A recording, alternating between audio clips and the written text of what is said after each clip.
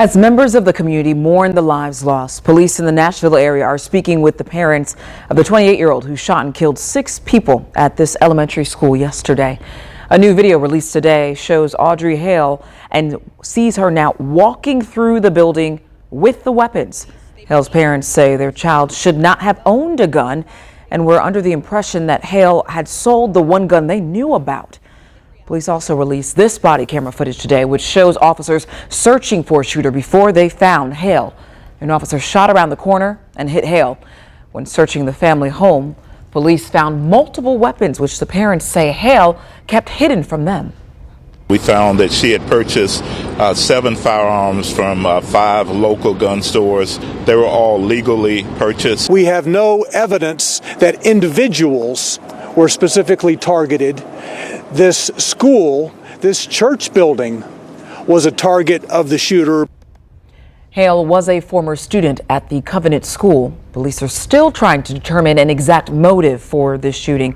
And after this in Nashville yesterday, many Americans are once again asking Congress for gun control. The Gun Violence Archive reports 129 mass shootings already in 2023. That includes one in Indianapolis on February 19th, and that's when 4 people were shot at a gas station on 42nd Street. You're seeing video from that scene now on your screen. 13 of this year's mass shootings were in schools. That's an average of 1 school shooting each week in the U.S. Democrats, including the president, say it's time for lawmakers to take action to keep kids safe in their classrooms.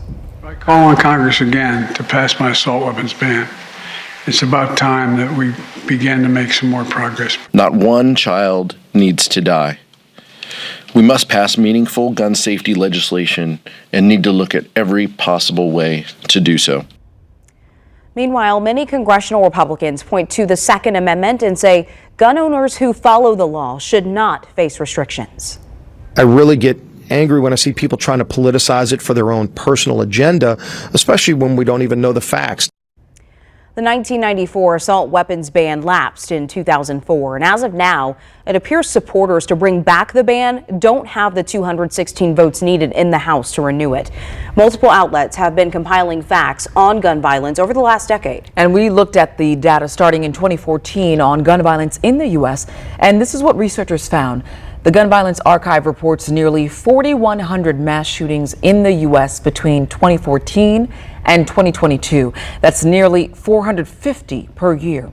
The site has been tracking mass murders since 2019, defined as shootings where 4 or more people died. And there have been 116 mass murders since 2019, exactly 29 per year. The site also tracks the number of kids hurt and killed in incidents of gun violence and categorizes them in 2 age groups. From 2019 to 2022, more than 1,100 kids ages 11 and under were killed because of gun violence. In that same time, more than 4,500 kids ages 12 to 17 were killed. Thousands more in both age groups were hurt. Now this year, gun violence has already led to the deaths of more than 400 kids. And that gives us a glimpse at what's been happening here over nearly a decade. Meanwhile, today we know the focus still remains on the 6 victims here, the 6 families in Nashville who are now mourning alongside the community. So as that happens, we'll stay on top of what's next out of Washington, D.C. towards school and gun safety.